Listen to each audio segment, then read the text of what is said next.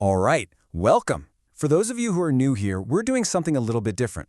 We're building a lean family office portfolio right here in the UK.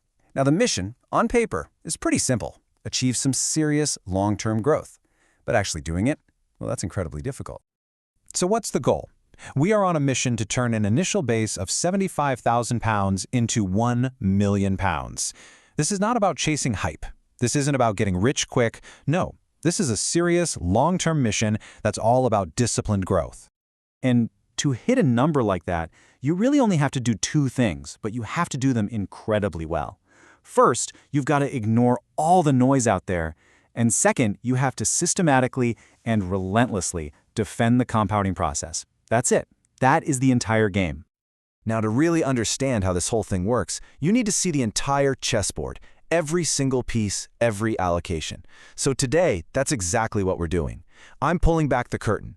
You're going to see a full breakdown of my two main accounts and the why behind every single company I own. Okay, let's kick things off with the general trading account. This is where most of the capital is sitting right now, and it's home to some of the real heavy hitters in this whole strategy. So here's the 30,000-foot view. The first name you'll probably notice is the concentration. I'm a big believer in making high-conviction bets, which means a few key positions do most of the heavy lifting. You can see SoFi and AMD are the big players here, with Meta not far behind. This core is then supported by some smaller, more speculative bets. Within this account, I really think about the holdings in two separate categories. The first one, and honestly the most important, I call the anchors. These are the foundational bedrock positions that the entire strategy is built on. Now here's where it gets interesting. My single largest holding isn't actually a pure-play AI stock. Not at all. It's SoFi Technologies, valued at just over £19,000. You see, in a portfolio that's so focused on the wild swings of AI, SoFi brings some much-needed fintech stability and exposure to the banking world. It's really the anchor in the storm. But right next to it is the absolute backbone of my AI infrastructure thesis, AMD. I'm holding over £17,500 worth. The whole idea here is that I'm betting the world's data centers are not going to run on an Nvidia monopoly forever. It's just not going to happen. They need competition, and AMD is the only other real player in town. And this perfectly illustrates the other side of the AI coin. We've got Meta at nearly £10,000. Now, why own a social media company? Simple. Meta is the customer. They're the ones spending billions upon billions on the GPUs and the infrastructure that companies like AMD and Nvidia are selling. Owning Meta is my way of owning the demand side of the AI equation. Okay, so those are the anchors. Let's move on to the next category. This is what I call the speculative tier. Think of these as the high variance plays. They've got significant risk, for sure, but they also have the potential for some seriously outsized rewards. So in this bucket, we have Iris Energy, which is a play on compute power and energy. Then there's BigBear.ai, and the smallest position in this account, SES AI. Now the key here is that these are all very carefully sized bets. If they go to zero, no problem. The portfolio will be fine. But if just one of them really takes off, it could completely change the math for the entire fund. All right, let's switch gears and look at the second portfolio, the stocks ISA. Now, for anyone watching outside the UK, this is basically a tax-advantaged account. Any growth we get in here is completely tax-free. So naturally, this is where I put the companies that I believe have the absolute highest long-term growth potential. And just like the other account, you can see this one is also highly concentrated around just a few core ideas. Nebius Group is leading the charge, but you'll notice Palantir and Applied Digital have almost the same weighting. And then Arista Networks is a smaller but absolutely vital piece of this infrastructure puzzle. Really, the core theme of this entire ISA account can be boiled down to one simple concept, the picks and shovels play. I am betting on the companies that are building the foundational infrastructure, the digital picks and shovels, for this massive AI gold rush. And that brings us to Nebius Group, my biggest holding in the ISA. It's the classic picks and shovels play.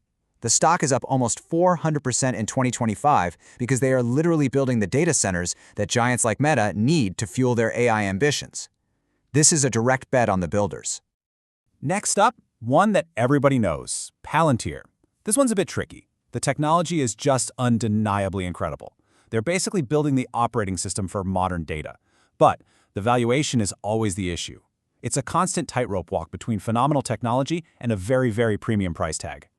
And to round out the ISA, we have two more infrastructure plays. Applied Digital, which sits right there with Nebius in the data center business, and then Arista Networks, which provides the high-speed networking switches. The essential plumbing that connects all of this incredible compute power together.